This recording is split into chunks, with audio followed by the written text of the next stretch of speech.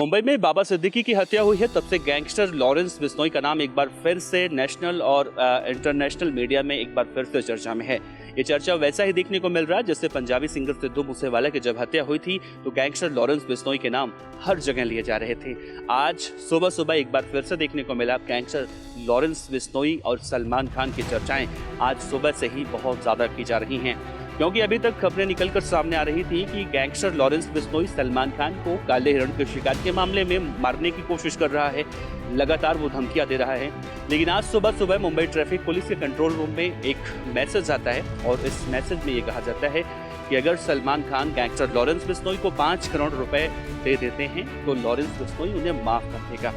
जिसके बाद सलमान खान, लॉरेंस बिश्नोई, बाबा सिद्दीकी, ये जितने भी नाम हैं जो इर्द गिर्द आज के मौजूदा परिदृश्य में घूम रहे हैं, इनकी चर्चाएं एक बार फिर से हो रही हैं। मुंबई पुलिस एक बार फिर से इन सभी अपराधियों से, इन सभी शूटरों से पूछताछ कर रही है। बाबा सिद्दीकी के मामले में, हत्या के मामले में आज एक शूटर की और गिरफ्तारी हुई है, इसके बारे में भी पूछताछ की जा रही है, जानकारियां निकलकर सामने आ रही हैं। लेकिन एक बड़ा सवाल जो उठ रहा है कि अभी तक गैंगस्टर लॉरेंस बिश्नोई ये कहता था कि बिश्नोई समाज का जो राजस्थान के अंदर मंदिर है, उस मंदिर में सलमान खान अगर माफी मांगते हैं तो वो सलमान खान को माफ कर देगा, सलमान खान को बख्श देगा और जितने भी अभी तक आरोप लगे हैं उन्हें उससे बरी कर दिया जाएगा। लेकिन उसके बाद देखने को मिला बिश्नोई समाज की तरफ से जो बयान आया, बिश्नोई समाज ने ये कहा कि हमारी नजरों में सलमान खान हो या गैंगस्टर लॉरेंस बिश्नोई हो, दोनों ही अपराधी हैं, यानी कि हम किसी का समर्थन नहीं करते हैं। अगर सलमान खान इस पूरे मामले में, यानी काले हिरण के शिकार के मामले में बिश्नोई समाज के मंदिर में आकर माफ़ी मांगते हैं तो ठीक है, नहीं मांगते हैं तो भी ठीक है, क्योंकि ये उनका अपना निजी विचार है। लेकिन हमारी नज़र में कहीं से हिंसा को सही नहीं कहा जा सकता। यानी लॉरेंस बिश्नोई जिस तरह से बदले की बात कर रहा है, बिश्नोई समाज उसे खारिज कर रहा है कि ये हमारा, यानी कि समाज का दायित्व नहीं है, हमारा कोई प्रेशर इस पर नहीं है। दूसरी तरफ जैसे ही बिश्नोई समाज की तरफ से इसे इग्नोर किया गया, यानी कि दोनों को अपराधी कहा गया, उसके बाद आज सुबह सुबह जब इस तरह का मैसेज मुंबई ट्रैफिक पुलिस के कंट्रोल रूम में आता है कि सलमान खान अगर 5 करोड़ रुपए देता है तो सलमान खान की जिंदगी बख्श दी जाएगी। बहरहाल ये मैसेज लॉरेंस बिश्नोई गैंग की तरफ से किया गया है या किसी ने इस तरह की हरकत की है, क्योंकि जब सलमान खान के घर के बाहर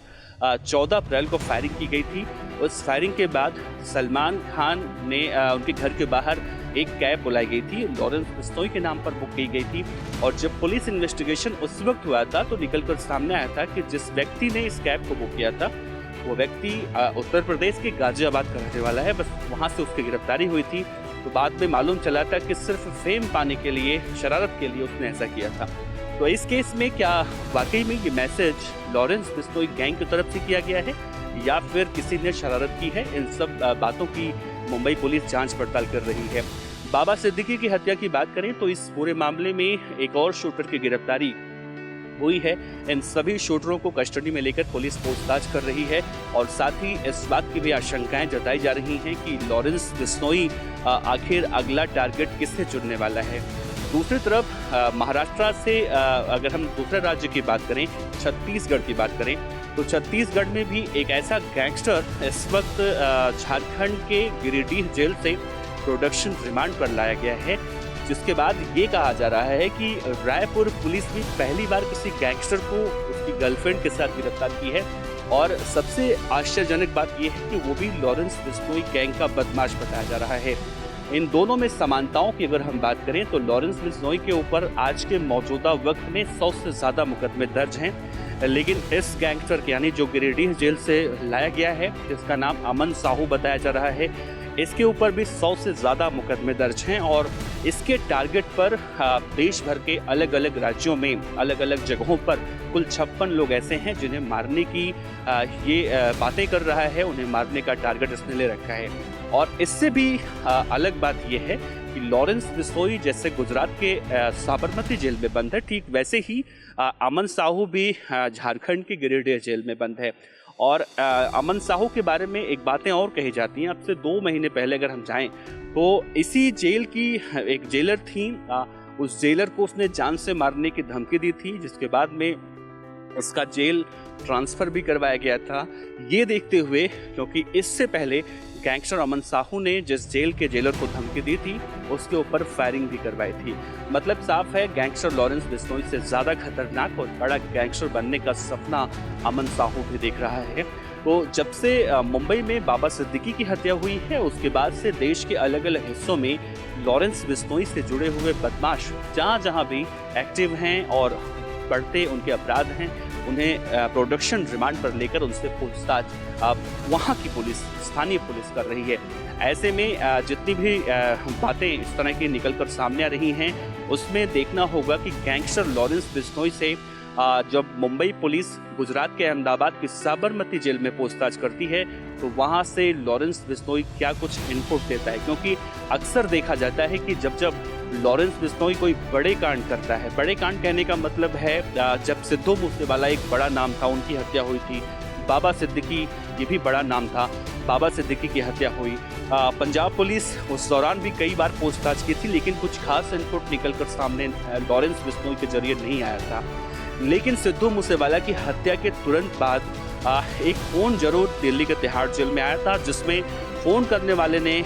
लॉरेंस बिश्नोई से बात करने की इच्छा जताई थी और उसके बाद का जो ऑडियो निकलकर सामने आया था वो लॉरेंस बिश्नोई के ऑडियो से मैच जब कराया गया था तो निकलकर सामने आया था कि आवाज़ लॉरेंस बिश्नोई की है और उसमें फ़ोन करने वाले व्यक्ति ने लॉरेंस बिश्नोई से सिर्फ इतना ही कहा था कि ज्ञानी गड्डी चढ़ा देता, यानी कि मूसेवाला मार दिया। तो कुछ इस तरह की बातें, इस तरह का कोड वर्ड इन बदमाशों का होता है और उस दौरान ये देखने को मिला था। ऐसे में बड़ा सवाल यही है कि जितने भी शूटर इस मामले में गिरफ्तार हुए हैं, इन शूटरों से मुंबई पुलिस क्या कुछ निगलवा पाती है। और एक और सबसे बड़ी बात है, गैंगस्टर लॉरेंस बिश्नोई से संबंधित जितनी भी वारदातें होती हैं, चाहे हम जितेंद्र गोगी की हत्या की हम बात करें या फिर इलाहाबाद में जिस तरह से उत्तर प्रदेश के पूर्व बाहुबली सांसद अतीक अहमद और उसके भाई अशरफ अहमद की जब हत्या हुई थी, या फिर अब जब बाबा सिद्दीकी की हत्या हुई, सिद्धू मूसेवाला की हत्या हुई, इन सब हत्याकांडों में जिगाना पिस्टल का इस्तेमाल किया जाता है और कहा जाता है कि जिगाना पिस्टल इस वक्त हिंदुस्तान के अंदर बैन है। और जिगाना पिस्टल के बारे में एक बातें और कही जाती हैं कि जिसके ऊपर यानी जिगाना पिस्टल तानी जाती है, जो टारगेट होता है, जो शिकार होता है, उसके बचने की संभावना बहुत ही कम रहती है, यानी कि एक बार में 15 से 16 राउंड फायरिंग होती है। ऐसे में जिगाना पिस्टल कैसे पहुंचता है गैंगस्टर लॉरेंस बिश्नोई के गुर्गों तक, ये भी कहीं ना कहीं एक बड़ा सवाल है। फिलहाल इस खबर पर आप अपनी राय दे सकते हैं। आपका बहुत बहुत शुक्रिया। देखते रहिए हिंद फर्स्ट। कैमरामैन गौरव के साथ देवनाथ पांडे। इस तरह की और वीडियो देखने के लिए हमारे YouTube चैनल को सब्सक्राइब करें और बेल आइकन को दबाना ना भूलें। यदि आप हमारा वीडियो Facebook पर देख रहे हैं तो पेज को लाइक और फॉलो जरूर करें। हमारे अन्य सोशल मीडिया पेजेस से भी जुड़ें।